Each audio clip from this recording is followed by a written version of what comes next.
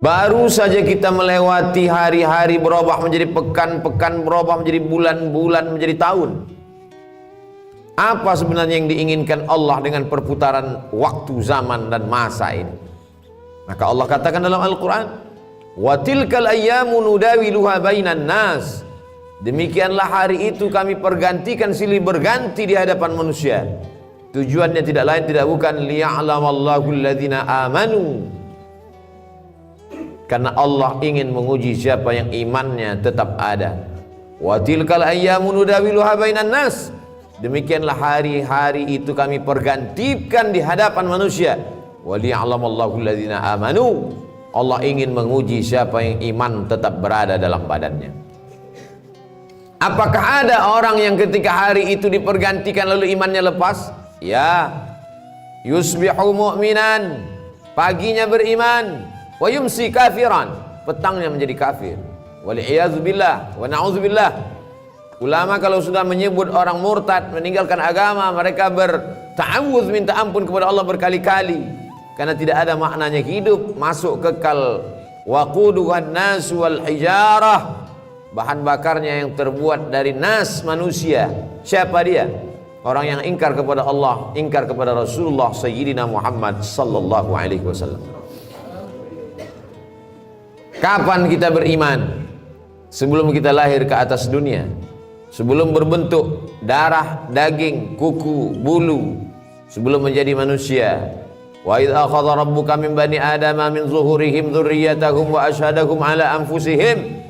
Ingatlah ketika Allah mengambil perjanjian di hadapan seluruh manusia ketika dia masih berbentuk dalam roh di alam arwah. Ketika itu Allah mengatakan, alastu bi rabbikum, bukankah aku ini Rabb kamu?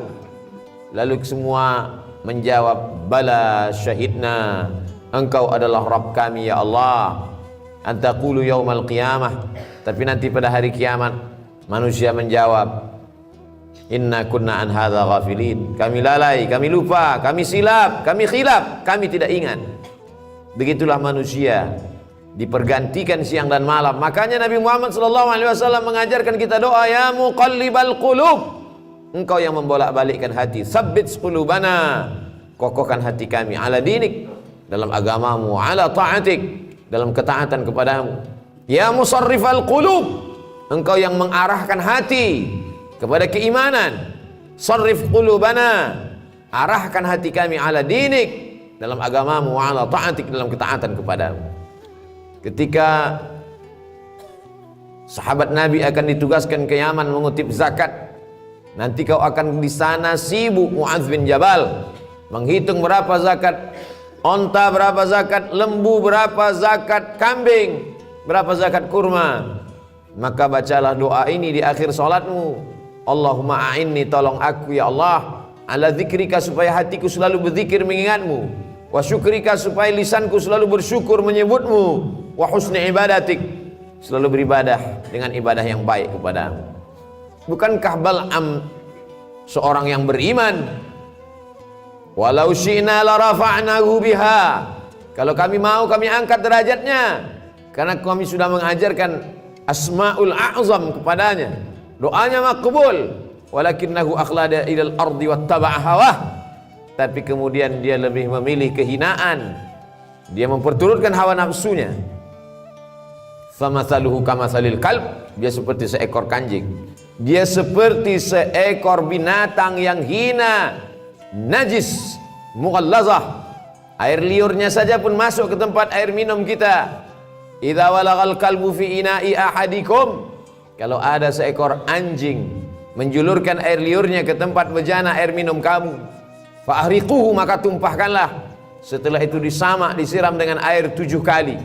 Air suci mensucikan air mutlak, salah satunya dicampur dengan air tanah, begitulah kotornya.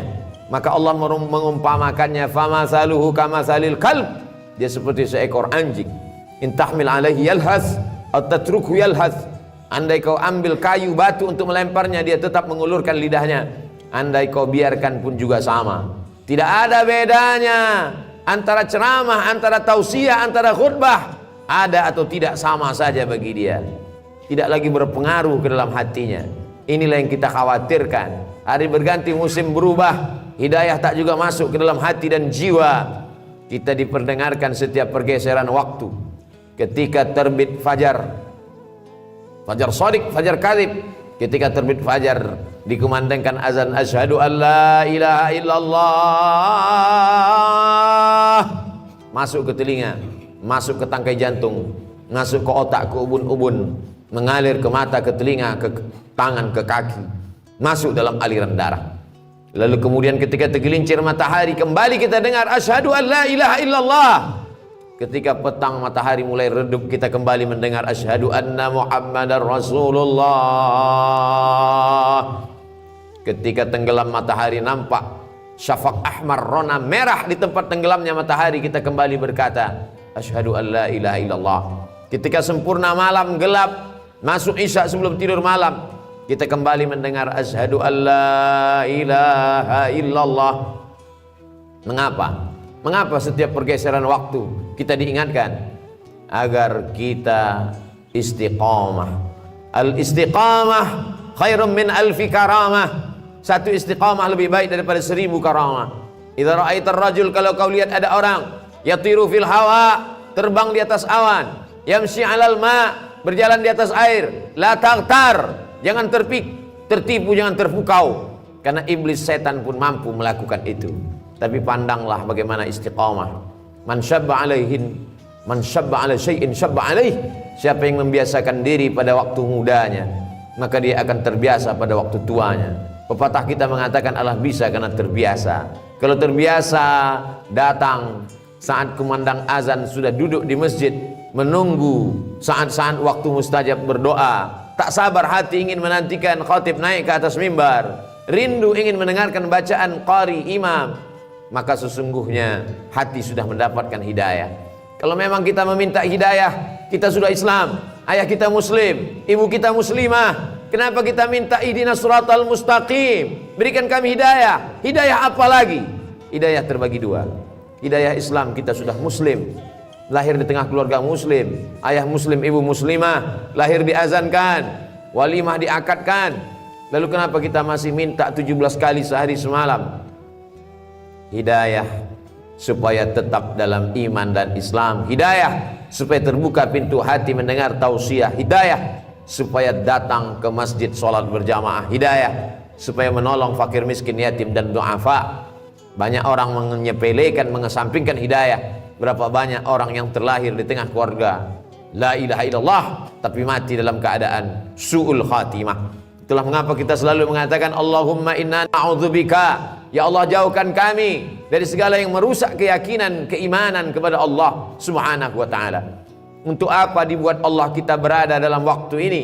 Alladzi khalaqal mauta, Allah yang menciptakan mati, wal hayata, Allah yang menciptakan hidup. Untuk apa Allah buat ada hidup, ada mati, ada lahir, ada orang yang masuk ke dalam liang lahat di menit yang sama, detik yang sama, di rumah sakit yang sama, ada orang yang lahir ke atas dunia menangis, tapi di kamar sebelah ada orang yang ditangisi karena dia meninggalkan dunia.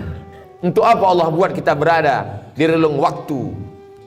Alladzi khalaqal mauta, Allah menciptakan mati, wal hayata, Allah menciptakan hidup, liyabluwakum ayyukum ahsanu amala.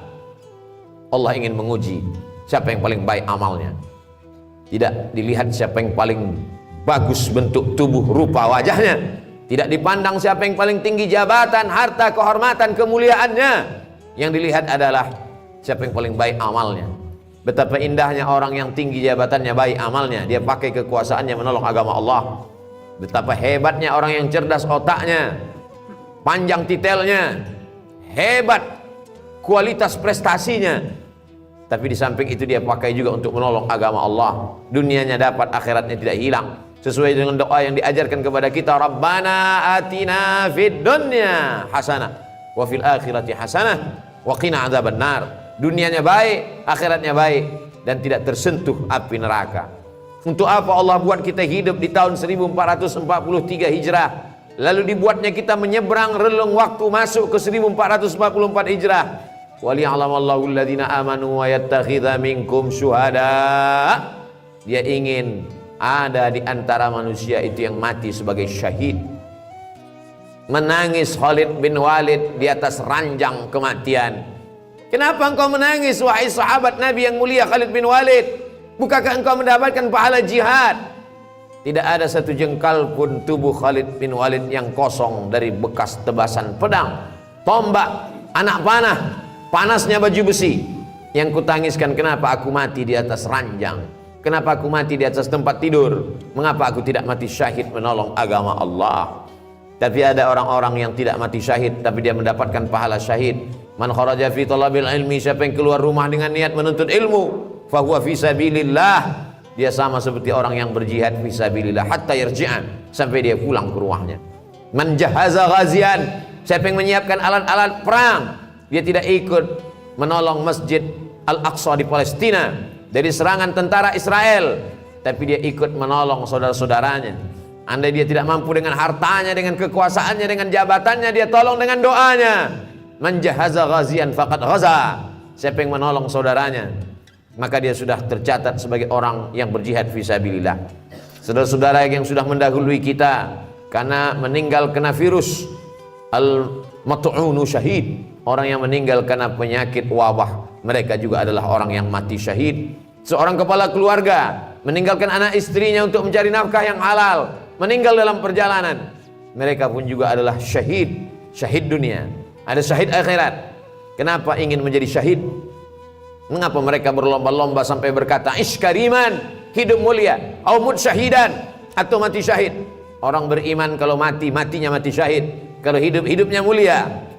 Kenapa mereka ingin menjadi syahid? Karena orang yang syahid itu tidak merasakan sakratul maut illa kal qas, hanya seperti cubitan pada kulit. Begitulah indahnya kematian mereka. Sedangkan kematian yang biasa, ketika orang mati itu berjumpa dengan Nabi Muhammad SAW pada peristiwa Isra Mi'raj, Nabi bertanya, apa yang kalian rasakan? Kami merasakan kematian itu seperti tebasan pedang di tempat yang sama beratus kali. Kami merasakan kematian itu seperti seekor kambing yang dikuliti hidup-hidup. Kami merasakan kematian itu seperti mata kail pancing ditarik dari kulit yang basah sampai kulit, darah, daging terikut dalam mata kail pancing. Sakit yang tak dapat diungkapkan dengan kata-kata. Begitulah kematian. Makanya kita berdoa, Allahumma hawwin alaina fi sakaratil maut, ringankan kami waktu sakaratul maut. Tapi orang yang mati syahid tersenyum wajahnya, karena kematian itu dia rasakan hanya seperti cubitan pada kulit yang lembut. Mereka tidak terkena azab kubur.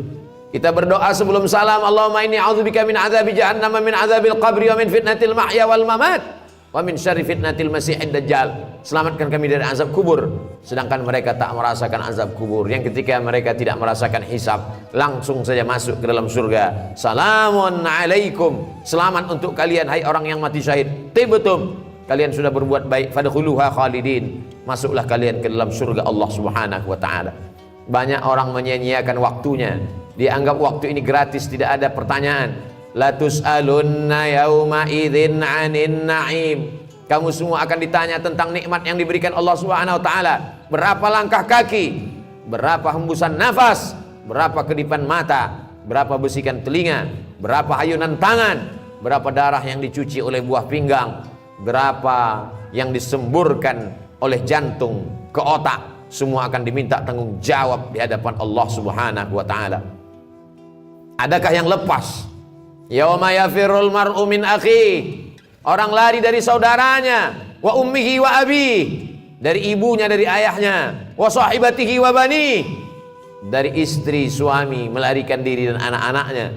Semua akan bertanggung jawab. Likulli imri'in minhum yauma idzin sya'nun yughnih, semua orang akan bertanggung jawab atas segala gerak lidahnya. Al-yawma nakhtimu ala afwahihim, hari itu mulut terkunci. Wa tukallimuna aydihim, tangan akan bicara. Wa tashhadu arjuluhum, kaki akan bersaksi. Bima kanu yaksibun, apa yang pernah kita lakukan di dunia, semua akan diminta tanggung jawab di hadapan Allah Subhanahu wa taala. Hari ini uang kita banyak, kita bisa bayar pengacara untuk membela kita di hadapan hakim. Tapi saat itu hakimnya bukan manusia. Alaihissallahu bi ahkamil hakimin, bukankah Allah hakim di antara para hakim yang paling adil, paling mulia? Alaihissallahu bi ahkamil hakimin. Kita menjawab, bala syahidna, betul, kami saksikan itu. Shadaqallahul azim, maha benar Allah. wa sadaqa rasuluhun nabiyul karim. Benar Rasulullah, wa nahnu ala dzalika minasyahidin. Kami semua menjadi saksi atas kebenaran itu ya Allah. Allah buat kita ada dalam waktu ini. Mengapa kawan kita yang lebih sehat dari kita lebih mati duluan? Kita yang diprediksi orang sakit masih hidup sampai saat ini. Bukan karena kita menjaga kesehatan. Berapa banyak orang sehat mati mendadak. Berapa banyak orang yang diponis mati sampai saat ini belum mati. Kita sampai hari ini masih hidup karena Allah ingin kita bertaubat. Allah ingin kita beramal soleh. Allah masih sayang dengan kita. Allah ingin kita berdakwah. Kita manfaatkan sisa usia yang tak tahu tak kapan akan berakhir. Hidup ini seperti lampu yang ditempelkan di dinding. Ketika minyaknya habis kering, lampu akan padam sendiri. Sampai masanya kita akan padam, berubah menjadi santapan cacing tanah. Kalau pernah meninggalkan nama-nama yang baik, masjid, pondok pesantren, itulah yang akan menolong di hadapan Allah. Ditinggalkan anak-anak yang saleh, semua hanya tinggal kenangan. An-nasu niyam, manusia ini seperti orang yang tidur. Makin lama tidurnya, makin lelap tidurnya, makin meracau berkata yang tidak dia sadari. Falamma matu, ketika dia mati, intabahu, barulah dia terbangun dari tidur lelapnya. Orang mati, dia sudah hidup. Orang mati, dia sudah sadar. Orang mati, dia sudah terjaga. Orang hidup dalam mimpi yang tak bertepi. Kita masih syukur diingatkan oleh khatib, diingatkan oleh para ulama, dikirimkan Allah Subhanahu wa taala para nabi. Para nabi diwarisi oleh para al-ulama warasatul anbiya. Diingatkan bahwa hari silih berganti akan diminta tanggung jawabnya di hadapan Allah. La tazulu qadama 'abdin yaumal qiyamah. Kaki anak Adam akan tetap berdiri di padang mahsyar hatta yus'al, sampai di soal ditanya. Pertanyaan yang pertama, an umrihi fima afnah, umur yang kuberikan kemana saja kau pakai? Kalau kita dapat menjawab umur dipakai untuk mengajarkan Al-Quran, maka kita masuk dalam golongan khairukum man ta'allamal Qur'ana wa 'allama. Umur yang kupakai untuk memimpin umat ke jalan Allah, masuk dalam golongan sab'atun yuzilluhumullah, 7 golongan yang dapat naungan Allah yauma la zilla illa zilluh. Hari itu tak ada naungan kecuali naungan Allah. Imamun adilun, pemimpin yang adil. Kalau dapat kita syukuri nikmat Allah, menjadi orang kaya yang dermawan, menjadi penguasa yang mengayomi orang banyak, menjadi ulama yang mengajarkan kebaikan. Andai tidak, jadilah orang yang mendengarkan nasihat yang baik, mengamalkan yang baik, tulus ikhlas kepada Allah Subhanahu wa taala. Itu saja yang dapat menolong. Silakan menjadi orang kaya yang fakir, orang kaya yang bakhil. Kau akan menjadi Qarun, tetap juga mati menghadap Allah. Silakan menjadi penguasa yang angkuh dan sombong. Kau akan menjadi Fir'aun, mati juga menghadap Allah. Silakan menjadi orang yang berilmu, tapi tidak menolong agama Allah. Akan menjadi Bal'am, akan mati juga menghadap Allah. Silakan menjadi orang yang cerdas, tapi tak pernah memperdulikan perintah Allah. Akan menjadi Haman, mati juga menghadap Allah. Orang baik mati, orang jahat mati. Kematian sesuatu yang pasti datang. Isma syi'ta, hidup sesuka hatimu. Fa innaka mayyit, tapi ingat, kau akan mati menghadap Allah Subhanahu wa ta'ala.